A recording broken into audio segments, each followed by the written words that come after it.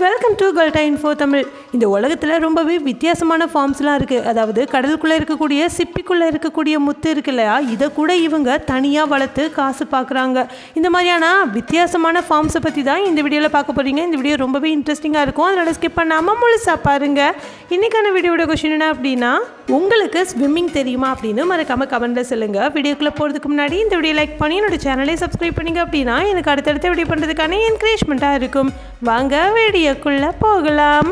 முதல்ல நீங்கள் பார்க்க போகிறது பீஸா ஃபார்ம். பீஸா ஃபார்ம் எடுத்துக்கிட்டிங்க அப்படின்னா பீஸாவுக்கு தேவையான எல்லா இன்க்ரீடியன்ஸும், அதாவது டாப் டு பாட்டம் எல்லாமே, அதை உருவாக்கக்கூடிய டஃப் இருக்கும் இல்லையா, அதாவது கோதுமையினால் அதை உருவாக்குவாங்க. அந்த கோதுமையிலிருந்து அதில் போடக்கூடிய டாப்பிங்ஸ், அதில் இருக்கக்கூடிய டொமேட்டோ, இந்த மாதிரி ஒவ்வொரு சின்ன சின்ன இன்க்ரீடியன்ஸை கூட இவங்களே ஃபார்மில் உருவாக்குறாங்க. அதாவது ஒரு தோட்டம் மாதிரி வச்சு என்னென்ன இன்க்ரீடியன்ஸ்லாம் தேவையோ அது எல்லாத்தையுமே உருவாக்குறாங்க. ஹெர்ப்ஸ், டொமேட்டோஸ், டாப்பிங்ஸ், இந்த மாதிரி பல விஷயங்கள். இது மட்டும் இல்லாமல் இந்த பீஸாவை வேக வைக்கிறதுக்கு தேவையான ஃபயர்வுட்ஸ் இருக்கும் இல்லையா, விறகுகள், இதை கூட இவங்களே உருவாக்கிக்கிறாங்க. ஸோ இதனால் நமக்கு கிடைக்கக்கூடிய பீஸா கூட இங்கே இருந்து நமக்கு ஃப்ரெஷ்ஷாக கிடைக்குமா. அது மட்டும் இல்லாமல் இவங்க எல்லாத்தையுமே ஆர்கானிக் முறைப்படி பண்ணுறதுனால நமக்கு கிடைக்கக்கூடிய பீஸா ரொம்பவே டெலிஷியஸாக இருக்குன்னு சொல்கிறாங்க. அடுத்ததான் நீங்கள் பார்க்க போகிறது பியல் ஃபார்ம்ஸ் தான். அதாவது சிப்பிக்குள்ள முத்து அப்படின்னு சொல்லி நீங்கள் கேள்விப்பட்டிருப்பீங்க. விலைமதிப்பற்ற வகையில் விற்கக்கூடிய இந்த சிப்பிக்குள்ளே இருக்கக்கூடிய முத்துக்கள் கடலில் வாழக்கூடிய ஆயிஸ்டர் அப்படிங்கிற உயிரினங்கள்லேருந்து எடுக்கப்படுது. இந்த உயிரினங்களுடைய மேல்புறப்பை பார்த்தீங்க அப்படின்னா நல்லா கடினமான ஒரு ஓடு இருக்குங்க. அதுக்குள்ளே பார்த்தீங்கன்னா ரொம்பவும் மிருதுவாக, தொட்டாலே ரொம்ப சாஃப்டாக இருக்கக்கூடிய ஒரு உயிரினம் வாழும். இதை தான் ஆயிஸ்டர் அப்படின்னு சொல்கிறாங்க. கடலில் இருக்கக்கூடிய ஏதாவது இம்ப்யூரிட்டிஸ் இந்த சிப்பிக்குள்ளே போயிடுச்சு அப்படின்னா அந்த மிருதுவான லேயரில் இந்த இம்ப்யூரிட்டிஸ் பட்டு அதுக்கு வலியை ஏற்படுத்தும். அந்த வலியை சமாளிக்கிறதுக்காக இந்த சிப்பிக்குள்ளே இருக்கக்கூடிய இந்த மிருதுவான சாஃப்டான இந்த உயிரினம் என்ன பண்ணும் அப்படின்னா நேக்கர் அப்படிங்கிற மென்மையான பொலிவான ஒரு பொருளை வெளியிடுமாங்க. இந்த பொருள் கொஞ்சம் கொஞ்சமாக சேகரிக்கப்பட்டு, அதாவது தொடர்ந்து இந்த மாதிரி நேக்கர் அப்படிங்கிற ஒரு பொலிவான பொருள் உருவாகிக்கிட்டே இருக்கும். இந்த நேக்கர் எல்லாமே காலப்போக்கில் ஒன்றா சேர்ந்து முத்துக்களாக உருமாறுமாங்க. இது மாதிரி கடலில் இருக்கக்கூடிய எல்லா சிப்பிக்கள்லையுமே நேச்சுரலாக முத்து இருக்குமான்னு கேட்டால் எல்லாத்துலேயுமே இருக்காது. எதுலலாம் இம்ப்யூரிட்டிஸ் போய் இருக்குதோ அதில் மட்டும்தான் இந்த மாதிரி முத்துக்கள் உருவாகி இருக்கிறத நம்மளால் பார்க்க முடியும். அப்படின்னாலும் இந்த முத்துக்கள் உருவாகிறதுக்கு கிட்டத்தட்ட 3 to 5 வருஷம் வரைக்கும் இந்த ஆயிஸ்டர் அப்படிங்கிற உயிரினம் எடுத்துக்குமாங்க. அதனால தான் இதை நம்ம ஃபார்ம்லேயே உருவாக்கலாம், ஆர்டிஃபிஷியலாக உருவாக்கலாம் அப்படின்னு சொல்லிட்டு ஆர்டிஃபிஷியலாக ஃபார்ம்லேயே உருவாக்கிட்டு இருக்காங்க. ஃபார்மில் உருவாக்கும் போது என்னென்ன பெனிஃபிட் இருக்குது அப்படின்னா, பிஸ்னஸ் ரிலேட்டடாகவும் நமக்கு நிறைய மணியை ஈட்டி கொடுக்குமாங்க. அது மட்டும் இல்லாமல் இந்த மாதிரி சீக்கிரமாக நம்மளால் நேச்சுரலாக வளரக்கூடிய முத்துக்களை விட ஆர்டிஃபிஷியலாக ஃபார்மில் வளர்க்கும் போது ரொம்ப சீக்கிரமாக முத்துக்களை உருவாக்கிட முடியுமா. நிறைய பேர் முத்துக்கள் வச்ச ஜுவல்லரிஸை அதிகமாக விரும்புறதுனால தான் இந்த மாதிரியான முத்துக்களை ஃபார்ம்லேயே வளர்க்கக்கூடிய பிஸ்னஸாக பண்ணிட்டு இருக்காங்க. இந்த ஃபார்ம்ஸை பசிபிக் ஓஷன் இருக்கும் தெரியுமா, அது பக்கத்தில் அதிகமாக காணப்படுமாங்க. ஜப்பான், சைனா, ஆஸ்திரேலியா, இந்த மாதிரி இடங்கள்லாம் இந்த மாதிரி முத்துக்களை வளர்க்குற நிறைய ஃபார்ம்ஸ் இருக்குது அப்படின்னு சொல்கிறாங்க. அடுத்ததான் நீங்கள் பார்க்க போகிறது ஆர்க்டிக் வெஜிடபிள் ஃபார்ம்ஸ் ஆஃப் ஸ்வால்போர்ட். ஸ்வால்போர்ட் அப்படிங்கிற இந்த இடம் நார்த் போலில் அமைஞ்சிருக்கு. கிட்டத்தட்ட நார்த் போலில் இருந்து 1300 கிலோமீட்டரில் வரைக்கும் அமைஞ்சிருக்கிறதுனால இந்த இடம் அப்படியே ஃப்ரீஸ் ஆகி போய் இருக்கும். இதில் இருக்கக்கூடிய மண்ணு கூட ரொம்பவே ஃப்ரீஸ் ஆகி போய் இருக்கிறதுனால எந்த ஒரு செடி கொடியுமே இந்த இடத்துல வளராது. ஆனால் இந்த இடத்துலையும் வெஜிடபிள்ஸை வளர வச்சு சாதனை படைச்சிருக்காங்க. அமெரிக்காவுடைய செஃப் அண்ட் தொழிலதிபராக இருக்கக்கூடிய ஒருத்தர் தான் பெர்மாகல்ச்சர் அப்படிங்கிற ஒரு வித்தியாசமான சொல்யூஷனை இந்த இடத்துல கொண்டு வந்து இந்த இடத்துல வெஜிடபிள்ஸை க்ரோ பண்ணியிருக்கிறாரு. இதுக்காக இவருக்கு க்ரீன் ஹவுஸ் தேவைப்பட்டிருக்கு. அதனால் இந்த இடத்துல நிறைய க்ரீன் ஹவுஸை உருவாக்கி இண்டோருக்குள்ளே கஸ்டமைஸ்டு ஷிப்பிங் கண்டெய்னர்ஸை வச்சு அதில் செடிகளை நட்டு வச்சு வளர்த்துருக்காரு. சூரிய வெளிச்சமே இந்த இடத்துல இருக்காது அப்படிங்கிறதுக்காக LED க்ரோ லைட்ஸை இதில் போட்டிருக்காரு. இதனால் இந்த லைட் மூலமாக இங்கே இருக்கக்கூடிய தாவரங்கள் ஒளிச்சேர்க்கை பண்ணிக்குமாங்க. இந்த க்ரீன் ஹவுஸ்க்குள்ளே சின்ன சின்ன ஸ்பேஸை கூட யூட்டிலைஸ் பண்ணிக்கணும் அப்படின்னு சொல்லிட்டு இங்கே இருக்கக்கூடிய எல்லா பிளான்ஸையுமே வேர்ட்டிக்கலாக அமைச்சிருக்கிறாரு. வேர்ட்டிக்கலாக கஸ்டமைஸ் ஷிப்பிங் கண்டெய்னர்ஸை வச்சு அதில் தாவரங்களை வளர்க்க ஆரம்பிச்சிருக்காரு. அதனால் ஒரு சின்ன கேப்பை கூட இவர் தாவரங்களால் நிரப்பியிருக்கிறாரு. இது மூலமாக நிறைய லாபமும் ஈட்டப்பட்டிருக்கு. அது மட்டும் இல்லாமல் நிறைய இந்த தாவரங்களிலிருந்து வளரக்கூடிய நிறைய வெஜிடபிள்ஸை அந்த உள்ளூர்வாசிகளுக்கு விற்பனையும் செஞ்சுருக்கிறாரு. CO2 கண்ட்ரோலை கூட இவர் ரொம்பவே அழகாக மேனேஜ் பண்ணியிருக்கிறாரு.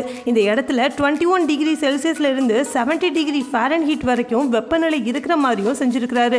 அது மட்டும் இல்லாமல் இந்த இடத்துல ஈரக்காற்று அதிகமாக இருக்கிறதுனால இந்த காற்றில் இருக்கக்கூடிய ஈரப்பதத்தை கண்ட்ரோலாகவும் இதுக்குள்ளே வச்சிருக்கிறாரு. இதனால் தாவரங்களுக்கு சூரிய ஒளி கண்டிப்பாக வேணும் அப்படிங்கிறத மாற்றி அமைச்சு சூரிய ஒளியே இல்லை இல்லைனா கூட இங்கே இருக்கக்கூடிய தாவரங்களில் இருந்து நம்மளால் காய்கறிகளை விளைவிக்க முடியும் அப்படிங்கிறத இவர் நிரூபித்து சாதனையும் படைச்சிருக்கிறாருங்க.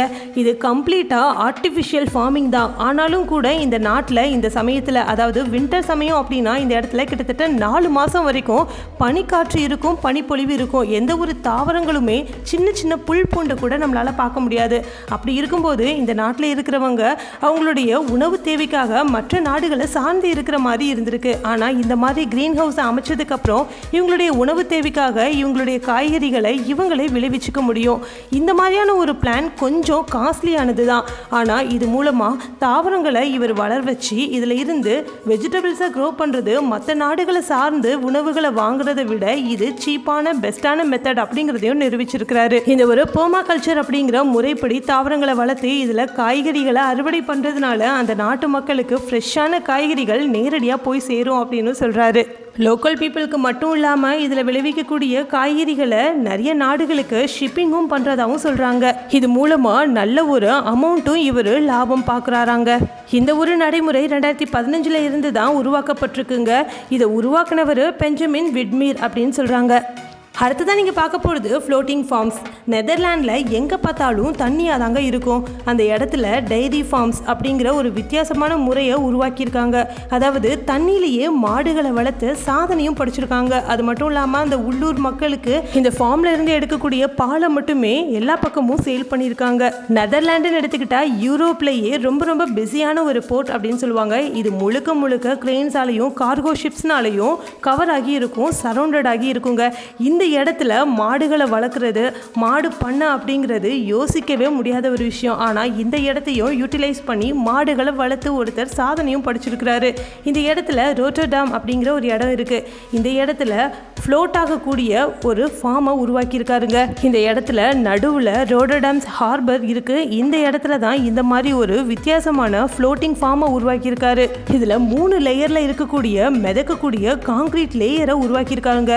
டாப் லெவலில் நிறைய கவுஸ் அந்த இடத்துல மேய்ஞ்சிட்டு இருக்கிற மாதிரி உருவாக்கியிருக்கிறாரு. மிடில் லெவலில் இந்த மாடுகள்ல இருந்து கலெக்ட் பண்ணக்கூடிய மில்க் எல்லாம் இருக்கும் இல்லையா, அதை எல்லாத்தையும் ஸ்டோர் பண்ணி வைக்கிற மாதிரி உருவாக்கியிருக்காரு. அது மட்டும் இல்லாமல் ஆட்டோமேட்டிக்காக இந்த மாடுகளுக்கு ஃபீட் பண்ணுற சிஸ்டத்தையும் க்ளீன் பண்ணுற சிஸ்டத்தையும் உருவாக்கி வச்சிருக்கிறாரு. லோயஸ்ட் லெவல், அதாவது 3rd லெவலில் தான் இந்த ஹார்பர் ஃப்ளோட் ஆக்கிட்டு இருக்குங்க. இந்த இடத்துல தான் நிறைய யூட்டிலிட்டிஸ் எல்லாமே இருக்குது. ஃப்ளோட்டிங் சிஸ்டமும் இருக்குது. ஆட்டோமேட்டிக்காக மாடுகள்கிட்ட இருந்து பால் கறக்கிற மாதிரி ரோபோட்டிக் மிஷின்ஸை கூட உருவாக்கி வச்சிருக்காங்க. அதுதான் இந்த மாடுகள்கிட்ட இருந்து பாலையே கறக்குமா. சூப்பரில். இப்போ உங்கள் எல்லாருக்கும் பிடிச்ச செக்ஷன் வந்தாச்சு. அதாங்க உங்கள் கமெண்ட்ஸ்லாம் ரிப்ளை பண்ண போகிறோம். வாங்க நம்ம சப்ஸ்கிரைபர்ஸ் என்ன கமெண்ட்ஸ் பண்ணியிருக்காங்கன்னு பார்க்கலாம். முகமது ஃபர்ஹாம் என்ன கமெண்ட் பண்ணியிருக்காங்கன்னா, நான் ஒரு சிங்கர் அண்ட் டான்சர் அப்படின்னு சொல்லியிருக்காங்க. வெரி குட்மா. இதே மாதிரி உங்களுடைய கமெண்ட்டும் என்னோட வீடியோவில் இடம் பண்ணணும்னு நினச்சிங்கன்னா ஒவ்வொரு வீடியோலையும் நான் கேட்குற கேள்விக்கு நீங்கள் மறக்காமல் கமெண்ட்டில் போய்ட்டு பதில் சொல்லணும். எந்த பதில் எனக்கு ரொம்ப பிடிச்சிருக்குதோ அந்த பதில் எடுத்து நான் என்னோட வீடியோவில் சொல்லுவேன். இந்த வீடியோ ரொம்ப பிடிச்சிருந்தது அப்படின்னா இந்த வீடியோ லைக் பண்ணி உங்கள் ஃப்ரெண்ட்ஸ் அண்ட் ஃபேமிலிக்கும் ஷேர் பண்ணுங்கள். Thank you friends.